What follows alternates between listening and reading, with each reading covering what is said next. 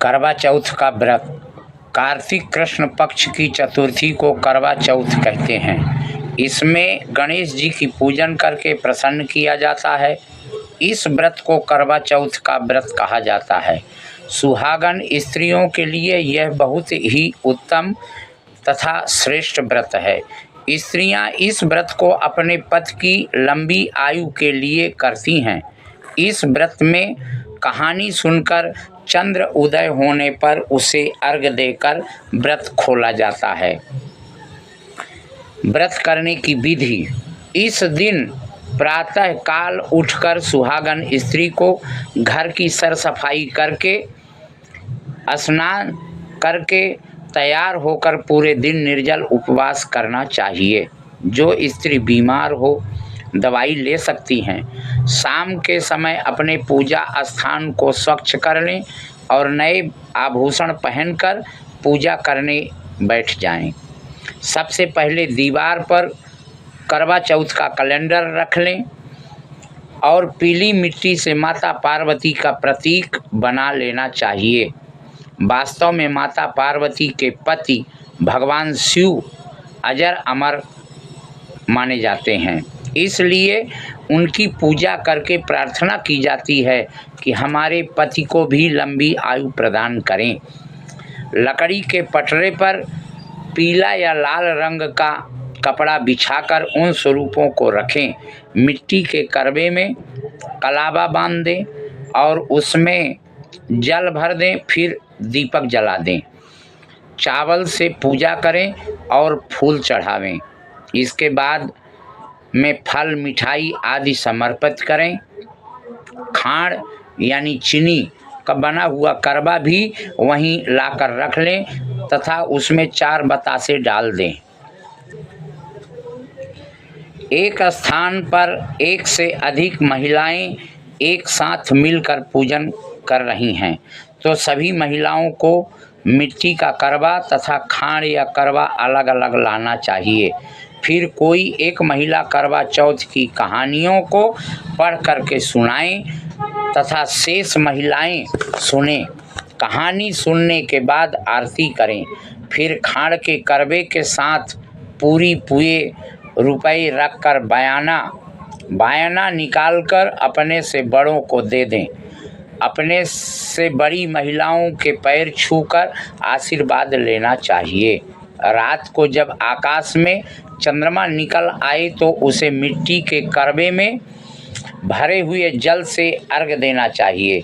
इसके बाद अपने पति तथा बड़ों में सास ससुर जेठ जेठानी आदि हों तो उनके भी चरण स्पर्श करना चाहिए। इसके बाद भोजन ग्रहण करना चाहिए। इस प्रकार से यह व्रत संपूर्ण होता है। करवा चौथ की व्रत की पहली कथा।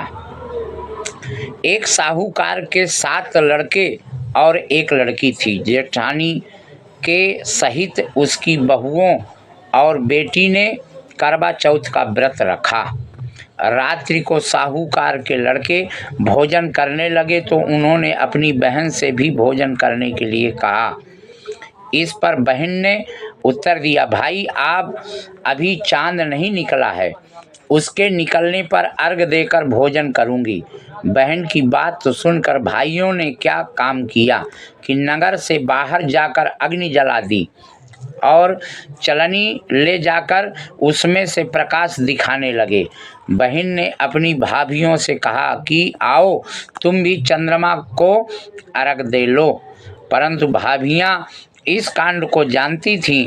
उन्होंने कहा, बाई जी अभी चांद नहीं निकला, तुम्हारे भाई तुमसे धोखा करते हुए अग्नि का प्रकाश छलनी से दिखा रहे हैं। भाभियों की बात सुनकर भी उसने कुछ ध्यान न दिया और भाइयों द्वारा दिखाए गए प्रकाश को ही अर्घ्य देकर भोजन कर लिया। इस प्रकार व्रत भंग करने से गणेश जी उस पर अप्रसन्न हो गए। इसके बाद उसका पति सख्त बीमार हो गया और जो कुछ धन घर में था उसकी बीमारी में लग गया। जब उसे अपने किए हुए दोषों का पता लगा तो उसने पश्चाताप किया। गणेश जी की प्रार्थना करते हुए विधि विधान से पुनः चतुर्थी का व्रत करना आरंभ कर दिया।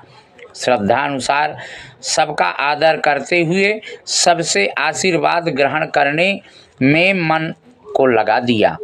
इस प्रकार उसके श्रद्धा भक्ति सहित कर्म को देखकर भगवान गणेश उस पर प्रसन्न हो गए और उसके पति को जीवन दान देकर और उसे आरोग्य करने के पश्चात धन संपत्ति से युक्त कर दिया।